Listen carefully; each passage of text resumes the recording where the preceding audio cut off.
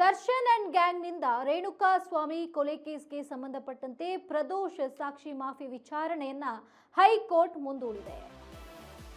Darshan and ಗ್ಯಾಂಗ್ನಿಂದ Renuka ಸ್ವಾಮಿ ಕೊಲೆ ಕೇಸ್ಗೆ ಸಂಬಂಧಪಟ್ಟಂತೆ ಪ್ರದೋಷ್ ಸಾಕ್ಷಿ ಮಾಫಿ ವಿಚಾರಣೆಯನ್ನ court ಮುಂದೂಡಲಾಗಿದೆ. ಇನ್ನು ಅರ್ಜಿ ವಿಚಾರಣೆ ಆಗಸ್ಟ್ 24ಕ್ಕೆ ಮುಂದೂಡಿಕೆ ಮಾಡಲಾಗಿದೆ ಅಂತ ಹೇಳಲಾಗ್ತದೆ.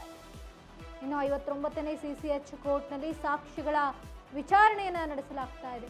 ವಿಡಿಯೋ ಕಾನ್ಫರೆನ್ಸ್ ಮೂಲಕ ಪವಿತ್ರ ಗೌಡ ಹಾಜರಾಗಿರುವಂಥದ್ದು. ಅನಾರೋಗ್ಯ ಇದ್ರೂ ಕೂಡ ವಿಚಾರಣೆಗೆ ಹಾಜರಾಗಿದ್ದಾರೆ ಪವಿತ್ರ ಗೌಡ.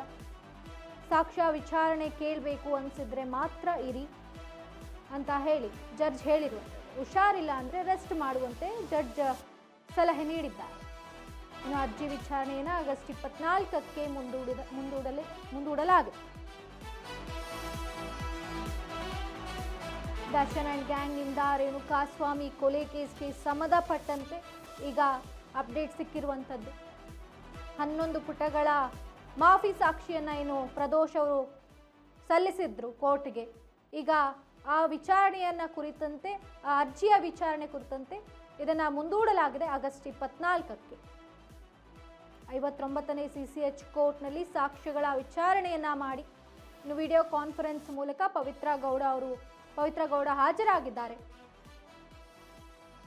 ಕಳೆದ 2 ದಿನಗಳಿಂದ ಅವರಿಗೆ ಅನಾರೋಗ್ಯ ಸಮಸ್ಯೆ ಆಗಿತ್ತು ಅಂತ ಕೇಳಿ ಬರ್ತಾ ಇತ್ತು. ಇನ್ನು ಅನಾರೋಗ್ಯ ಇದ್ರೂ ಕೂಡ ವಿಚಾರಣೆಗೆ ಹಾಜರಾಗಿದ್ದಾರೆ ಪವಿತ್ರ ಗೌಡ.